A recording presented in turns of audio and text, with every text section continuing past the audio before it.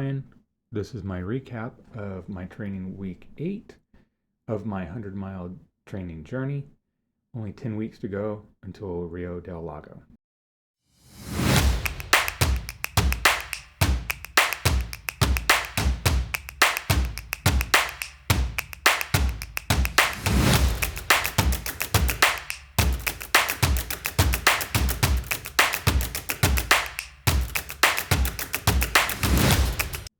Welcome to my training vlog. Week 8 for me and my training was a recovery week.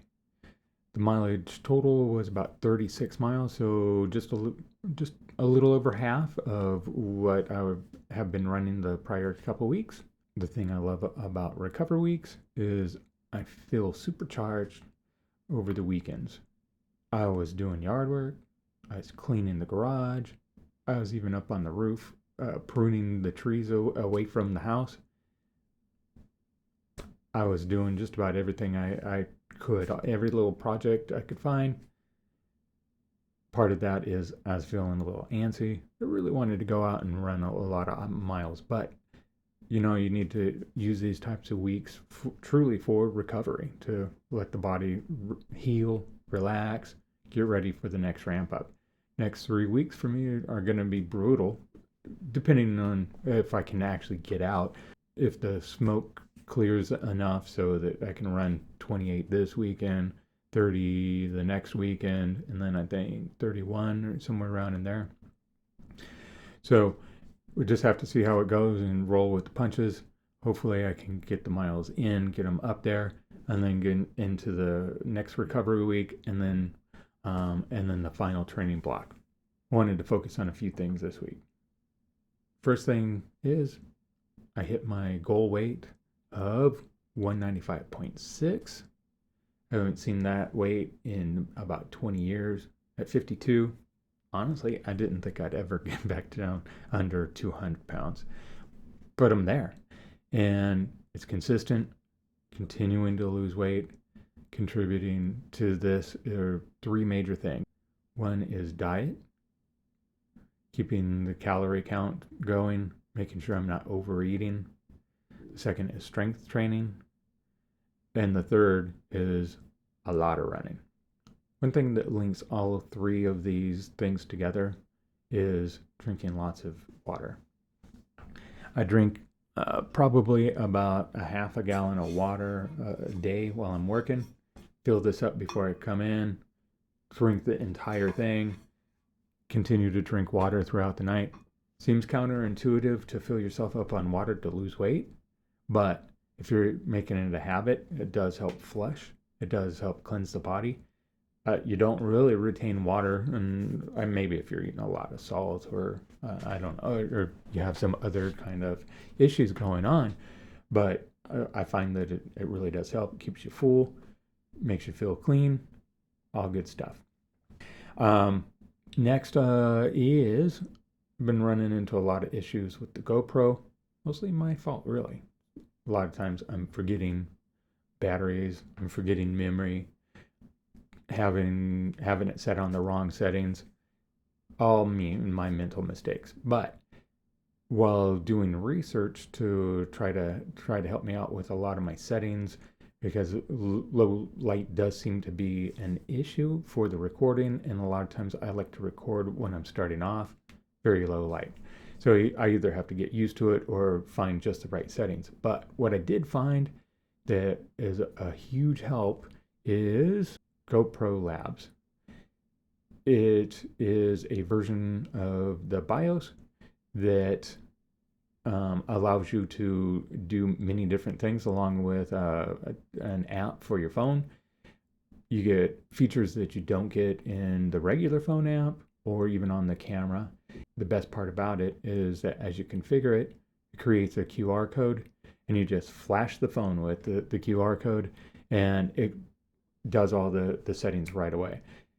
How I'm starting to use it is when I need to make a change to the settings, I go ahead and I put the information into the app that I want for that particular view, and it creates a QR code on the fly.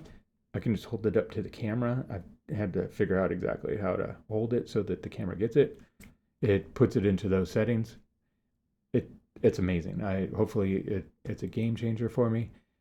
Allows me to not have to mess around and futz around with the camera a lot, especially if I'm doing a point of view type of shot. Pretty cool stuff. Should check it out if you're doing a lot of footage on a GoPro. Lastly, I've been working on a few other YouTube projects that I'll be releasing soon. I'll continue to post my weekly updates, continue to do the virtual videos. I'm working on those to complete the entire course for Rio Del Lago 100. Hopefully it helps somebody who is out of the area, doesn't have a chance to see the course, either the runners or the pacers. Hopefully it's something that helps. It's kind of fun to do it, but at the same time, a lot of times when I'm doing like 28, 30 miles in a day, I'm starting really early because it's still pretty hot outside. And the low light footage has just been horrible. The stabilization on a GoPro with the low light is not good. I'll continue to work on that. And maybe in some cases, I'm just going to have to deal with it or go later. Hopefully I can finish this all up well before the actual race in November. So this week I'm going to give you a sneak peek of one of my projects that I have going on, how to pace a runner. This week is a interview with our friend Chris Nottingham. He gives some of the details about he gives his views on how to pace a runner. This isn't something I've ever done, so I'm very curious myself. I plan to interview quite a few different people who have experience with it. We'll kind of collect all the different tips that they have to give, and we'll see where it goes. Thank you for joining again this week. Get out there and share the health and enjoy your week.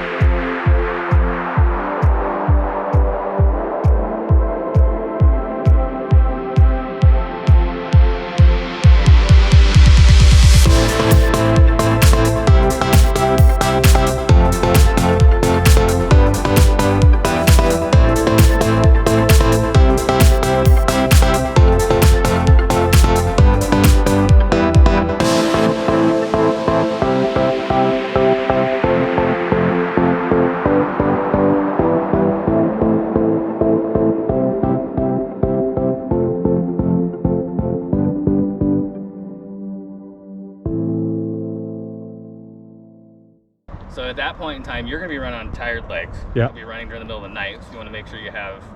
I've never paced during the middle of the night. Mine's been during daytime. But you're going to want to have extra batteries for your headlamp in case you have an issue with it. But it's all about how tired you are, because usually going out with fresh legs, it's fine. And that's the biggest part is going to be like the mental support, because you could be having a serious struggle fest at that point in time. And while you may have tiredness where you're wanting to stop. It's going to be your pacer's responsibility to, although to let you be comforted, also to keep you moving, because if you sit still, you're going to tire up, you're going to be getting cramped, making sure you're drinking water, because sometimes people will get a little bit delirious during those later miles, so you want to make sure that they're staying on top of nutrition, just keeping moving is more important than anything. I mean, and even if you're walking, you're hiking, if you've been at a good enough pace, you should be able to still stick within cutoffs if you're going at that point in time. But it's really it's a big responsibility for a pacer to be able to stay on top of what you're doing and keep you going, because it's getting you to the finish. I mean, like the girl that I paced for the what was it, Ordnance, pouring down rain, hella cold, freezing rain, and she was just shivering, ultimately shivering, and it's like, I'm bundled up, I'm in a huge jacket, I'm freezing my ass off, and I'm like, okay, you know, I have no room to complain. I've only been running at this point in time 16 miles. We got 8 miles or whatever to the finish, and I said, I know you're cold. I said, but right now, the only way we are going to get warm is moving faster. We got to move faster, got to move faster. So she started jogging. She ended up passing like 8 people and came in 3rd place female for the race. So it was pretty awesome, but we wanted to get done because it was hella cold out.